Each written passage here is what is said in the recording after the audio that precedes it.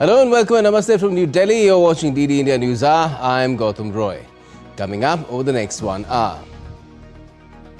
Prime Minister Narendra Modi launches Research, Development and Innovation Scheme worth nearly $11.5 billion at the Emerging Science, Technology and Innovation Conclave 2025 in Delhi. Donald Trump reasserts his decision to renew testing nuclear weapons, says other countries like Pakistan, China, Russia and North Korea are doing it, but US Energy Secretary says they're non-nuclear explosions. India extends aid to 6.3 magnitude quake hit Afghanistan, which has killed at least 20 people. Relief and rescue operations are ongoing. And the Indian Cricket Board (BCCI) announces a reward of $5.75 million for the women's team after their maiden one-day International World Cup triumph.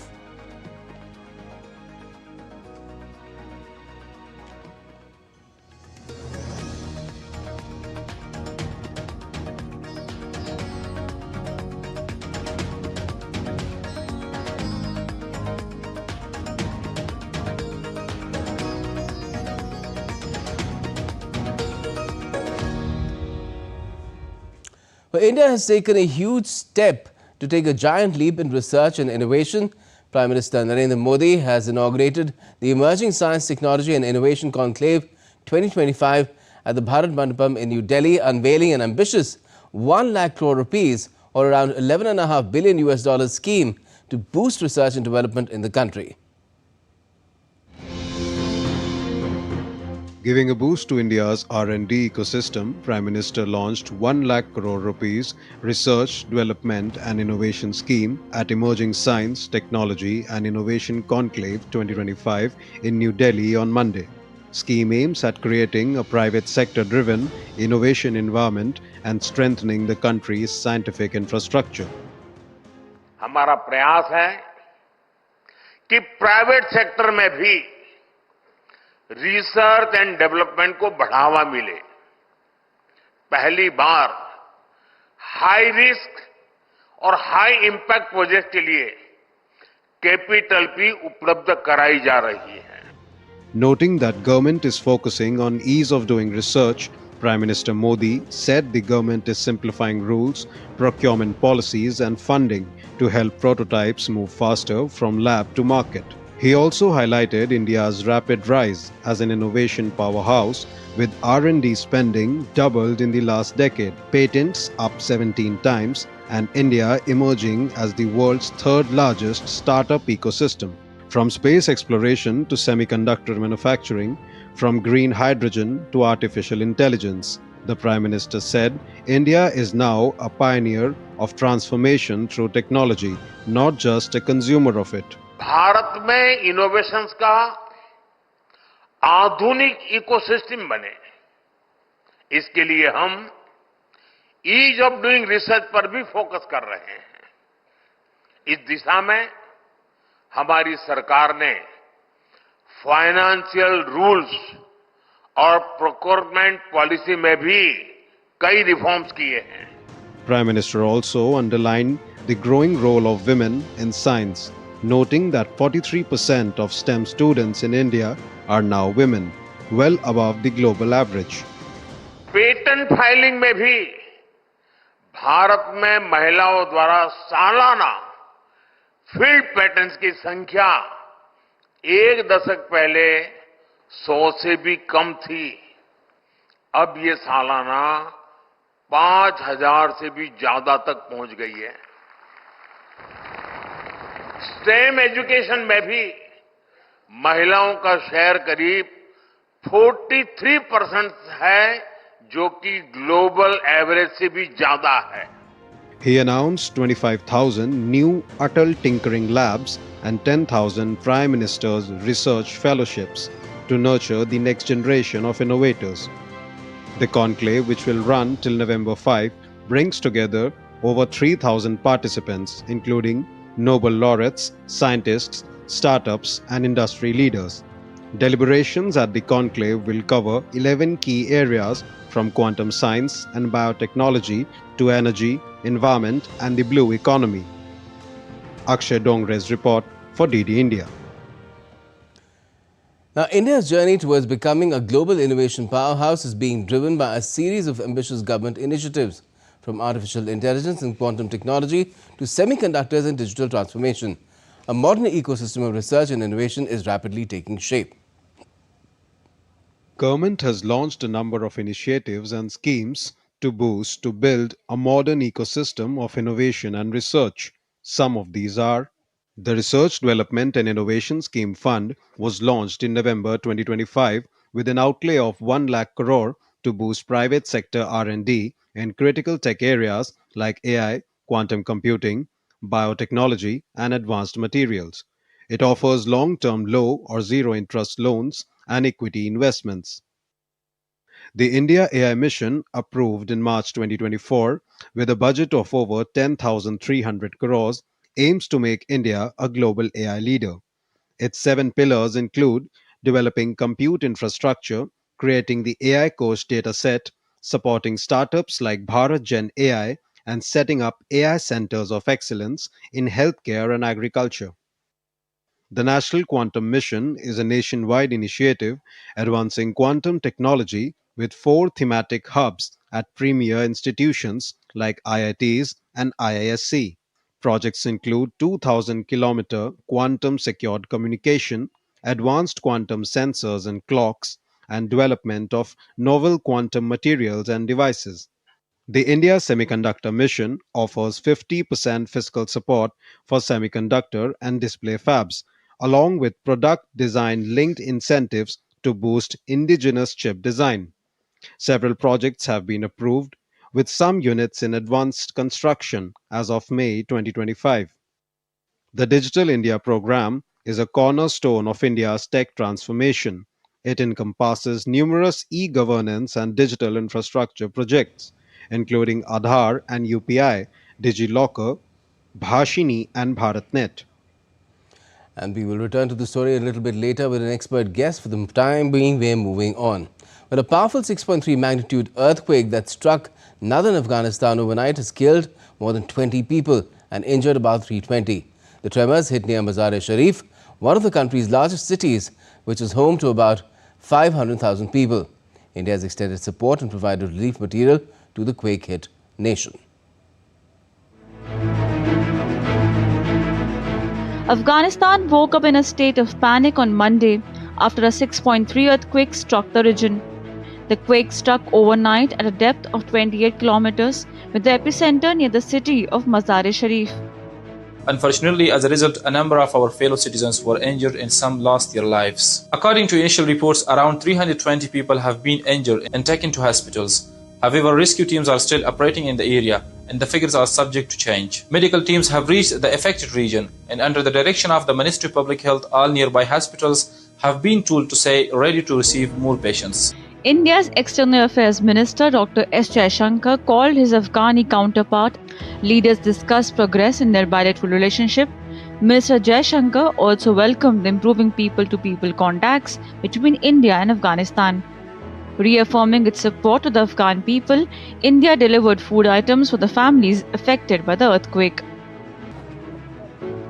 Residents of Mazar-e-Sharif, one of Afghanistan's largest northern cities, scrambled into the streets due to fears their home would collapse. Locals shoveled through debris to rescue those who were trapped in the rubble. The earthquake shook so violently that we couldn't even open the door. We tried 3 times to unlock, but the shaking was too strong to manage. It lasted for about 15 seconds, and when we finally got outside, there was so much dust in the air that we could not see anything. I rescued my brother's wife along with the rest of the family, but one of us was missing. I searched desperately to find him and later realized that he was trapped under the rubble. Unfortunately, he had passed away. The city's famed Blue Mosque, a 15th century landmark considered one of the holiest sites in Afghanistan, was also damaged. Staff members of the Afghan Red Crescent conducted rescue and relief operations in the north of the country. The quake disrupted power across the country, including to the capital Kabul. The country is prone to quakes as it lies on two active faults. Studies indicate that at least 355 earthquakes with a magnitude higher than 5 have hit Afghanistan since 1990. The Monday disaster is the latest challenge for Afghanistan that is already facing humanitarian crisis compounded by drought, economic restrictions in the banking sector, and the August quake that killed thousands. With agency inputs, Tripti Tripathi report for DD India. Is the world headed back to the days of a nuclear arms race? Or has it always been on, as Donald Trump puts it, way underground? Without offering any proof, the US President has made it clear that he has directed his Department of War to renew testing nuclear weapons because other countries, namely Pakistan, China, Russia and North Korea, are doing it. His Energy Secretary Chris Wright, however, has a different take on it. Here's my report. Despite the well-recognized horrors of nuclear weapons, the world seems to be moving in the direction of a reboot of the Cold War-era nuclear arms race. US President Donald Trump, in his latest justification for announcing that his country will return to nuclear testing after nearly 33 years, has told CBS 60 Minutes that he's made the decision in response to countries like Pakistan, China and Russia secretly testing nuclear bombs. Russia's testing and China's testing, but they don't talk about it. You know, we are an open society. We are different. We talk about it. We have to talk about it because otherwise you people are gonna report. They don't have reporters that gonna be writing about it. We do. No, we are gonna test because they test and others test. And certainly North Korea's been testing. Pakistan's been testing. However, Trump conceded that the US does not know exactly where and when these nations have carried out nuclear tests, but insisted that tests have been carried out. You don't necessarily know where they are testing. They test way underground where people don't know exactly what's happening with the test. You feel a little bit of a vibration. They test and we don't test. We have to test. Soon after Trump's reassertions about nuclear testing, US Energy Secretary Chris Wright confounded the confusion further by telling another news network, "These are not nuclear explosions. These are what we call non-critical explosions." Russia has already made a distinction between testing nuclear bombs and testing systems to deliver nuclear bombs. And China too was quick to deny testing any nuclear weapons. As a permanent member of the UN Security Council and a responsible nuclear weapon state, China has always adhered to the path of peaceful development, pursued a policy of no first use of nuclear weapons, upheld a self-defense nuclear strategy, and abided by its commitment to suspend nuclear testing. Trump further wrote about directing the US Department of War to renew nuclear testing. Just before meeting with Chinese President Xi Jinping in South Korea last week, he posted about it on his platform Truth Social soon after Russia announced the successful testing of a new nuclear-powered autonomous torpedo named Poseidon on the 28th of last month. This test had been preceded by the successful test of a new nuclear-powered intercontinental ballistic missile Burevestnik on the 21st of October. Russian President Vladimir Putin has also recently scrapped an already defunct plutonium disposal agreement with the US, which aimed to prevent both sides from building more weapons. The 1991 US-Russia Strategic Arms Reduction Treaty, or START, which aimed to limit and reduce nuclear bombs and their delivery systems, was extended till 2026, but no talks have been taken up to extend it further, and Russia has also suspended its participation in the treaty's verification measures. According to the Arms Control Association, no country except North Korea has conducted a nuclear test explosion in this century, and even Pyongyang announced a moratorium in 2018. The last US nuclear weapons test was in 1992, before former Republican President George H.W. Bush issued a moratorium as the Cold War ended. But now, with his latest announcements, Donald Trump is turning back the clock to an era which indicates testing times lie ahead. Gautam Roy's report for DD India. And we'll be returning to the story as well with an expert guest, but still to come on DD India News Hour. US Secretary of War Pete Hegseth visits demilitarized zone between North and South Korea. Russian Prime Minister Mikhail Mishustin holds talks with Chinese Premier Li Qiang in Hangzhou. And Trump threatens military operation in Nigeria over alleged killing of Christians.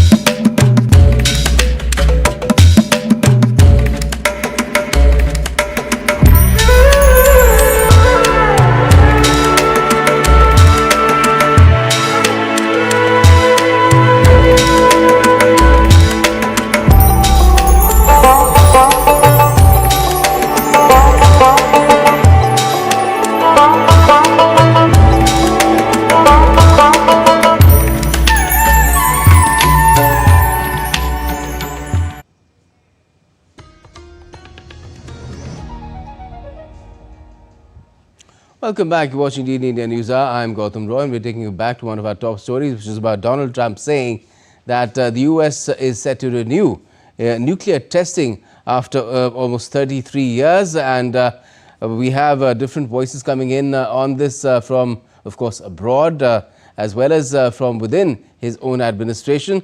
Let's talk about it. We have Prabhu Dayal with us, former senior diplomat, joining us now.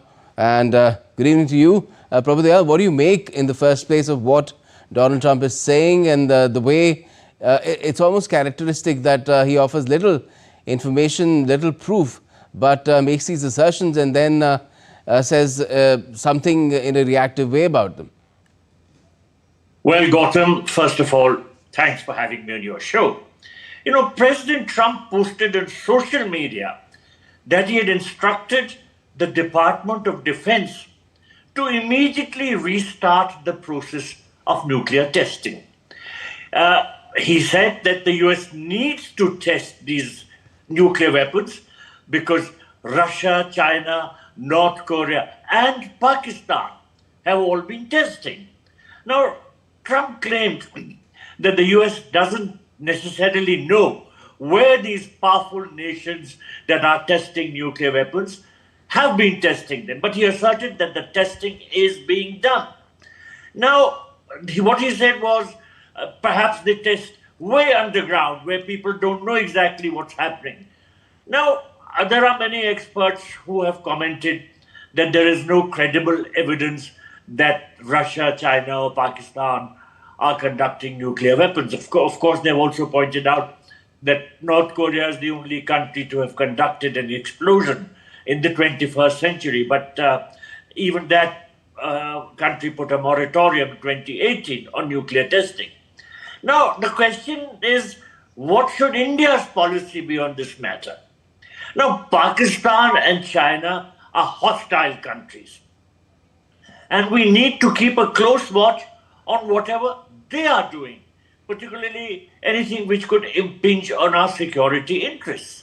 Now, India should rely on its own intelligence assessments. Now, a very important strategic challenge for India is the close relationship between China and Pakistan.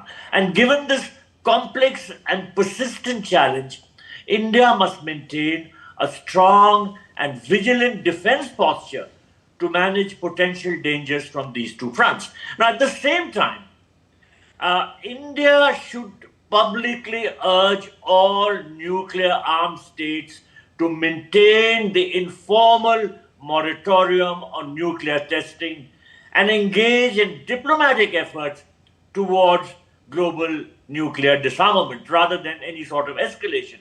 Now, India should issue a clear statement that it is not conducting nuclear explosive tests in line with its voluntary unilateral moratorium. And India should also use the opportunity to reiterate its commitment to its non-first use doctrine and credible minimum deterrence posture, thus highlighting the responsible nuclear power status that we have. Now, behind the scenes, of course, Indian diplomats should engage with US counterparts to seek clarifications on the basis of President Trump's claims and express concerns about any potential US moves to resume its own nuclear testing. This approach, I think, would reinforce India's image as a responsible and measured nuclear power, which is also indirectly urging the US to reconsider any move towards resuming its own nuclear tests, which could have global repercussions. Okay. So you have expressed India's concern as to how it should first arise and then be expressed as well in the wider global community. But what do you make of what the US Energy Secretary Chris Wright has said, that these tests are not the kind where you see a mushroom cloud or the ground shakes when explosions take underground. They are, he said, they are non-critical explosions. They test geometry and certain parameters or certain triggers to the actual bomb. You know, the US Energy Secretary, Chris Wright, who's actually responsible for nuclear testing, clarified that the ordered US nuclear tests would be non-critical explosions, meaning they would involve all the components of a nuclear weapon except the nuclear material, which would lead to a mushrooming of a nuclear cloud. So there would be no such mushroom that would be produced. The important thing is that even within the United States, people are speaking with different voices. President Trump, of course, very categorically said that he doesn't know where the tests are being conducted, but perhaps they've been conducted very deep underground, and there have been some slight tremors which have been felt. So there is nothing very conclusive in terms of evidence. But the important point is that there are concerns which he has expressed, which are undeniable because of the fact that there are some countries like Pakistan, China, and of course North Korea, which have a mischievous intent globally. And in terms of our own security interests, China and Pakistan directly impinge. So while there are different voices within the US administration pointing to whether or not such tests, which President Trump has hinted, have actually taken place, the fact is we cannot ignore it. As I said, we have to engage in behind-the-scenes discussions with US diplomats and other administration officials. Okay, but why do you think ascertain the correct position? Why do you think Donald Trump has responded in the manner he's basically trying to say that if somebody else is doing a wrong thing, I'll also do a wrong thing, because basically that is something that needs to be reciprocated. But the other route would have been to go the sanctions way, go the punitive way. After all, in the case of India, ostensibly for buying Russian oil, we've been labored with 25% extra tariffs. Why not sanctions? You know, the Russians have indicated that they would resume testing of missiles which are capable of carrying nuclear weapons. Now, President Trump has tried his best to impose sanctions on Russia, particularly in terms of the oil-related sanctions. However, these don't seem to have worked fully. And there seems to be no end to the Russia-Ukraine war. There is, in fact, a danger that Russia could escalate. In fact, the Russians have hinted that things could go nuclear. So in the light of these circumstances, President Trump has hinted that the US may also resume the testing of nuclear weapons. Of course, as Chris Wright has clarified, these would not have nuclear ingredients, so they would just be the sort of weapons which could lead to a further, preparedness on the part of the US defense system, though it would not be a nuclear explosion per se. So all told, I think whatever President Trump has said relates to the deteriorating situation in the conflict between Russia and Ukraine, and represents the apprehensions which the US administration has towards what further steps the Russians might be taking, which would need the United States government to also take care of precautionary measures. But as I said, what he said about China and Pakistan has to be taken somewhat seriously, because this matter impinges on our security interests. We can't take things for granted. All right, we'll have to wait and see how the Indian government or the Ministry of External Affairs really reacts to it. I'm sure questions will be posed as and when the opportunity arises for the spokesperson to respond to them. Thanks a lot for joining us for the moment, Ambassador Prabhu Dayal. Now, tensions are rising as international pressure mounts on Nigeria over alleged ongoing religious violence. A major world power is now threatening military intervention, raising serious concerns over security, diplomacy and national sovereignty. Here's more in this report. A shocking warning from Washington, D.C. US President Donald Trump has again threatened military action in Nigeria, saying US forces could launch ground or even air operations over the ongoing killings of Christians. Could be. I mean, a lot of things I envisage, a lot of things. They're killing record numbers of Christians in Nigeria. And they have other countries very bad also. You know that part of the world, very bad. They're killing the Christians and killing them in very large numbers. We're not going to allow that to happen. Trump's remarks came just a day after the United States reinstated Nigeria on its countries of particular concern list, accusing the West African nation of failing to protect religious freedom. On the other hand, Nigeria's government, in a guarded response, welcomed the assistance in fight against Islamist militants, but also called for respect of its territorial integrity. We're willing, anytime, any day. I personally, I have a feeling that in the next couple of days, they are going to have a sit down together, and then we will find a common front in this fight against insecurity. Meanwhile, although Christian leaders in the country's north praised pressure from Washington, they also warned against foreign interference. Nigerians must not also forget that we've also gone to other countries to tell their leaders to do right. So let's not be hypocrite in this matter. What some of us will not support is anybody deciding who should be our leader. It's purely a Nigerian thing. But if they are reminding us that what is accepted in our constitution, what is acceptable in other standards, we should do it. If we say they shouldn't, then we should also say that the Americans should have nothing to do with us. We can't receive their aid and say they shouldn't be worried about things that are going on among us. A delicate balance between sovereignty, security, and a superpower's show of force now hangs over Africa's most populous nation. Bureau Report, DD India. U.S. War Secretary Pete Hegseth visited the demilitarized zone along the border with North Korea as part of a trip to South Korea on Monday. His visit to the heavily fortified DMZ came ahead of talks expected to address Washington's goal of reshaping the role of U.S. troops in Korea. The defense chiefs are scheduled to hold the annual security consultative meeting on Tuesday, the highest level forum at which the two countries chart the course of their military alliance and South Korea's defense against nuclear-armed North. He said he was impressed to see the ROK and the US conducting a joint search operation along the MDL. Before coming to the JSA, he had thought the demarcation line was straight, but after seeing that it runs through valleys and forests, his thinking changed a lot. Chinese Premier Li Qiang and Russian Prime Minister Mikhail Mishustin held their 30th regular meeting in Hangzhou on the 3rd of November, which is on Monday, pledging deeper cooperation in development and security. The leaders signed a joint communique and witnessed agreements on customs and satellite navigation.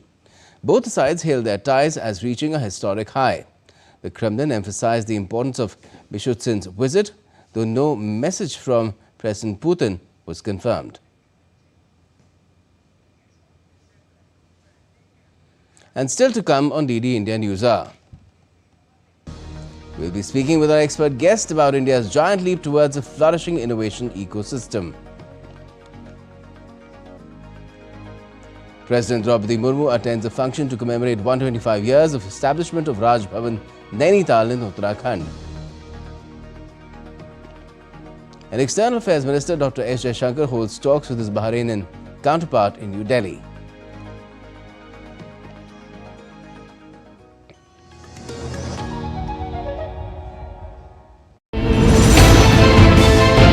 Geopolitics and trade deals.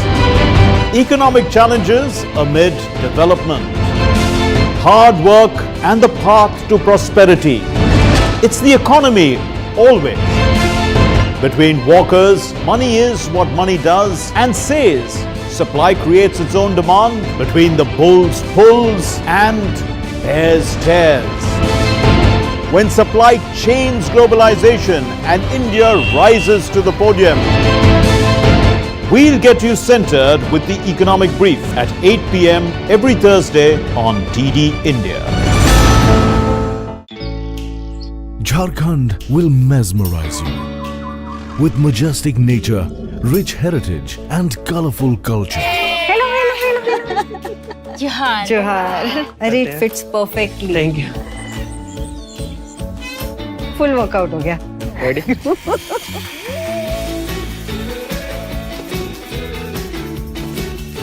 Postcards from Jharkhand on National Geographic.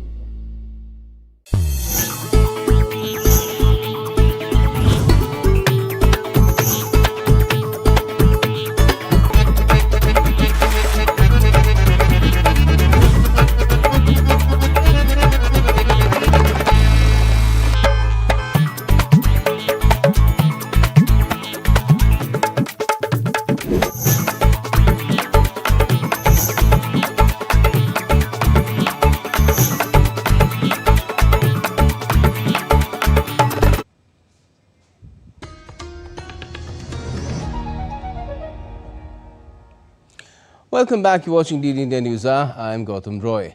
Let's now take you back to our top story, where Prime Minister Modi has unveiled an ambitious 1 lakh crore rupees or around $11.5 billion US scheme to boost research and development in the country.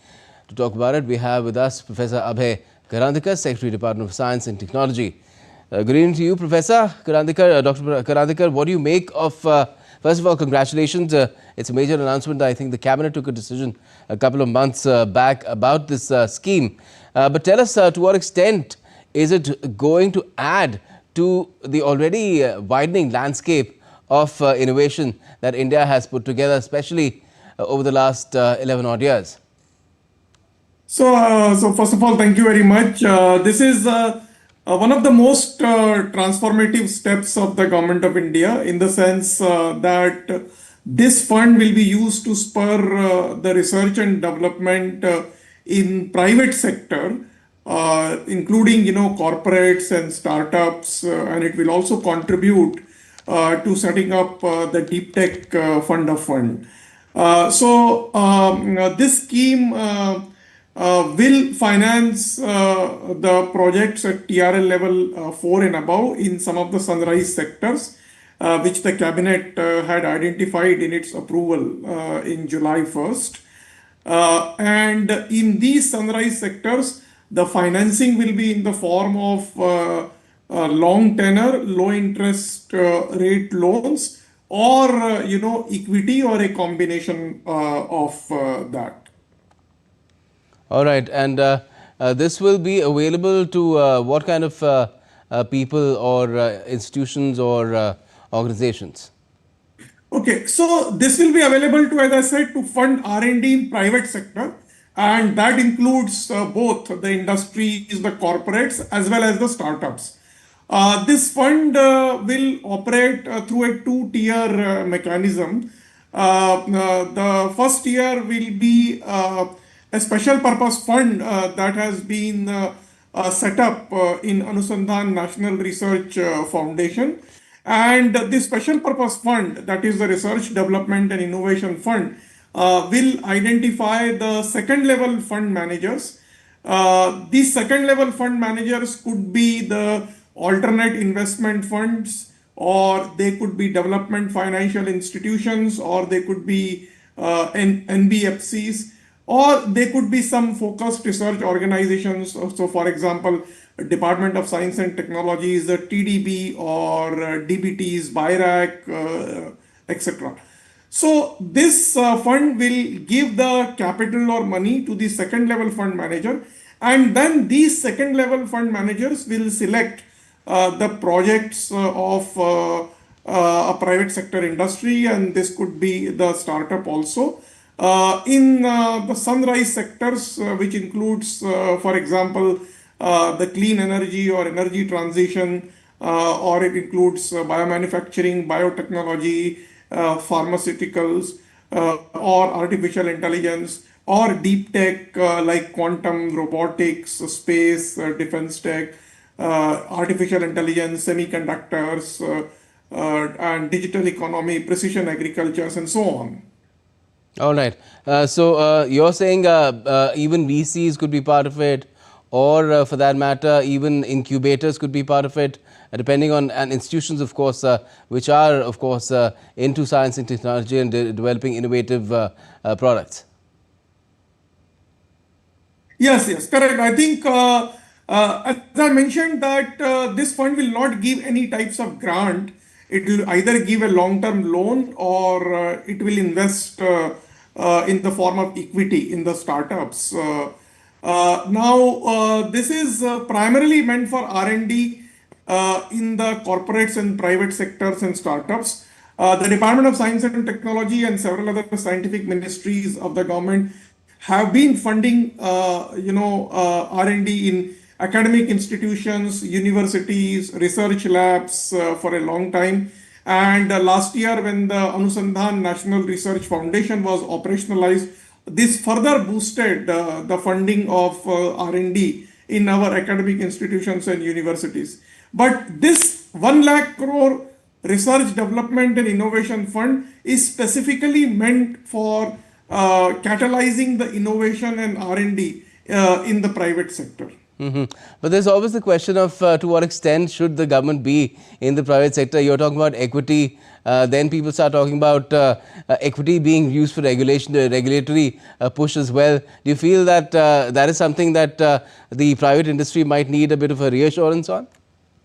No, actually, this fund was started with an idea. See, generally, as you know, that private sector has shied away from investing in cutting edge R&D, and the reason for that has been that a cutting edge R&D requires has a longer gestation period, and therefore it requires a patient capital, and returns are uncertain. Return on investments are uncertain, and that is the reason the government has taken this very bold step forward to mitigate the initial risks which the private sector may be having in some of the cutting edge R&D having a longer gestation period. And we hope that by mitigating the initial risk, this will further catalyze the investment from the private sector. This fund will invest up to 50% of the total assessed cost of the project. The remaining 50% the project proponent have to bring in either from their own sources or from other non-government commercial sources. So the basic objective is this, that by taking the initial risk which is involved in the longer gestation cutting edge R&D, we will be able to spur the R&D innovation in the private sectors towards developing the products and towards developing technologies in the sunrise sectors. Okay. We wish you all the success in this endeavor. But let me also ask you, to what extent do you think this will spur the entire ecosystem of innovation, of research and development in the country? Because right now everybody is talking about the race to get to the actual generative artificial intelligence, and also at the same time India speaks of, and with other nations as well, speaks about a humane approach to AI as well, where it's not just about getting to that sort of a goal first and exploiting it to the maximum. So I think, as I mentioned, that one of the objectives of this fund is to do the cutting edge R&D, not just the applications or use cases or developing infrastructure or only funding the manufacturing. This fund is actually for our country to develop a strategic autonomy in certain sunrise sectors, and this fund has been launched with a very, very ambitious goal of developing indigenous capabilities, achieving the strategic autonomy, and moving towards a product economy, and is in line with our Honorable Prime Minister's vision of making our country Atmanirbhar in key sectors of the technology. That sounds great. We already have, we are developing Atmanirbharta in many spheres, self-reliance when it comes to our defense imports, to our mobile and telecommunication networks as well. That is also something that has happened. India has joined a very elite group of nations where that is concerned, and we wish you all the more success in this endeavor. Thank you for joining us, Professor Karandikar. Now, President Draupadi Murmu has attended a ceremony marking 125 years of Raj Bhavan Nainital in Uttarakhand. In her address, President Murmu highlighted Raj Bhavan as symbols of democracy in states, akin to Rashtrapati Bhavan at the national level. The President was all praised for Uttarakhand's journey of progress since its formation and expressed confidence in its continued development under the government's leadership. Uttarakhand राज्य ने अपनी स्थापना के बाद से निरंतर प्रगति और समृद्धि की उल्लेखनीय यात्रा तय की है। शिक्षा, पर्यटन, ऊर्जा और बुनियादी ढांचे के क्षेत्र में राज्य ने उल्लेखनीय उपलब्धियां हासिल की हैं। मुझे विश्वास है कि उत्तराखंड अपनी प्रगति यात्रा में निरंतर आगे बढ़ता रहेगा। Vice President C.P. Radhakrishnan met members of the Federation of Indian Coir Exporters Association or FICIA in Kollam in the southern Indian state of Kerala today. He praised the strong growth and resilience of India's coir sector. FICIA members recalled his leadership as Coir Board chairperson from the year 2016 to 2020, during which exports doubled. They credited the success to teamwork and industry-wide support, marking a proud moment for India's traditional coir industry.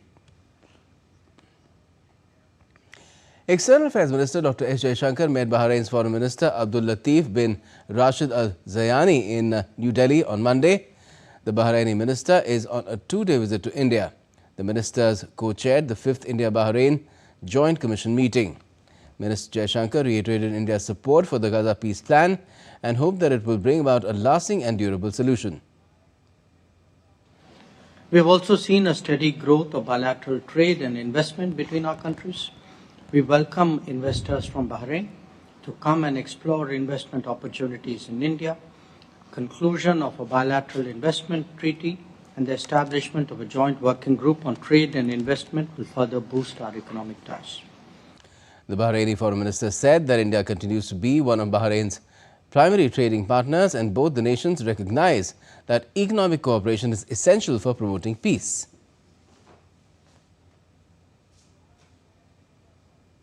India continues to be one of Bahrain's primary trading partners, and both our nations recognize that economic cooperation and interdependence are essential for promoting peace, stability, and shared prosperity.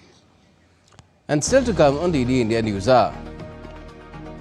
Prime Minister Modi calls India's victory against South Africa in the final of the ODI World Cup a spectacular win.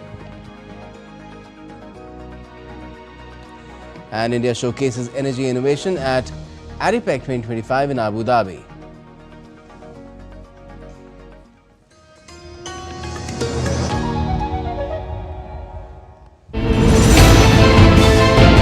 Geopolitics and trade deals. Economic challenges amid development. Hard work and the path to prosperity. It's the economy always. Between walkers, money is what money does and says. Supply creates its own demand. Between the bulls pulls and bears tears.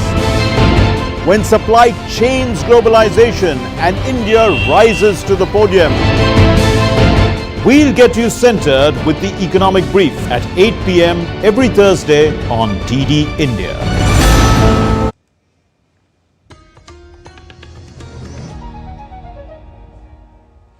Welcome back. You're watching DD India Newshour. I'm Gautam Roy.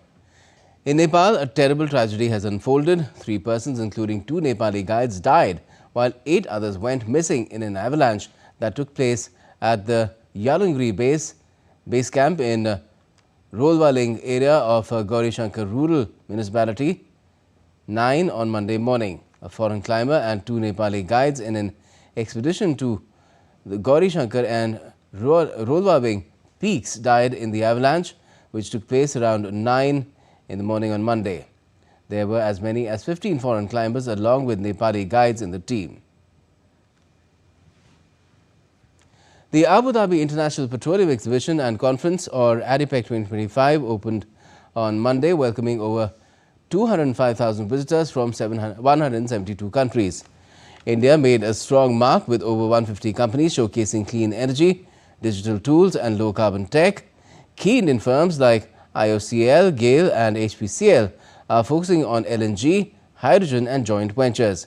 ADIPEC features 2,250 exhibitors and 1,800 speakers discussing AI, sustainability and innovation. The India Pavilion was inaugurated by Ambassador Dr. Deepak Mittal, who praised the growing energy ties between India and the UAE. Additionally, Shiv Kaul, chairman of the National Environmental Committee at CII, lauded India's vibrant industry for proving its mettle on one of the world's biggest global trade and commerce exhibitions. This is a lovely opportunity for India to showcase its vibrant industry, especially that which is catered towards the oil and gas majors. Here at ADIPEC, India is showcasing everything from AI software to manufactured goods that are used in all sorts of applications in the oil and gas industry. It's a great platform. I'm glad that there are over 150 companies from India that are demonstrating its products in what is the world's biggest stage in this sector. India has really come. This is the place to be, and India is making waves. Let's now take a look at some other stories making news around the world as well. 47-year-old Nure Toshkurun has revived silk cocoon production in Turkey's Kara Marmaraş, turning her childhood dream into a thriving workshop. Supported by a local chamber of commerce, she crafts elegant accessories and trains young women, creating jobs and hope after the earthquake. Her workshop blends tradition with creativity, using silk cocoons in nearly 100 unique designs. Researchers in Greece have found rising microplastic pollution in the Ionian and Aegean seas using mussels as natural detectors. These filter-feeding organisms absorb tiny plastic particles, mostly from single-use items. Though not yet harmful, microplastics were found in every species tested. Experts warn that without urgent action, marine life and human health could face growing risks from plastic waste breaking down in the ocean. A medieval tower under renovation near Rome's Colosseum partially collapsed twice on Monday, sending out clouds of dust. One worker was seriously injured while 2 others got minor injuries. Emergency crews rushed to rescue a person trapped under the rubble.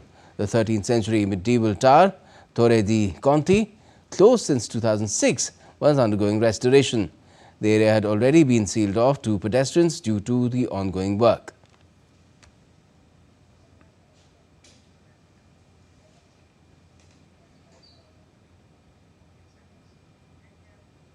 And let's now get you some sporting updates. Indian cricket witnessed a historic night as the women in blue won their first ICC Women's World Cup on Sunday, beating South Africa by 52 runs. India won the Women's World Cup for the first time, led by brilliant all-round performances from Deepti Sharma and Shefali Verma. Indian women's cricket team are world champions. Indian team defeated South Africa by 52 runs in the final played on Sunday at the D.Y. Patil Stadium in Navi Mumbai to lift their maiden World Cup. Rain delayed the final match by 2 hours but couldn't dampen the indomitable spirit of the women in blue, who came out blazing to subdue the Proteas in all departments. South Africa won the toss and opted to bowl first. However, India's opening pair quickly proved their decision wrong. Shefali Verma and Smriti Mandhana gave India a fantastic start with the century partnership for the first wicket. Mandhana scored 45 runs before getting out, while Shefali scored 87 runs, narrowly missing out on a century. Jemima Rodriguez contributed 24 runs and captain Harmanpreet Kaur added 20 runs.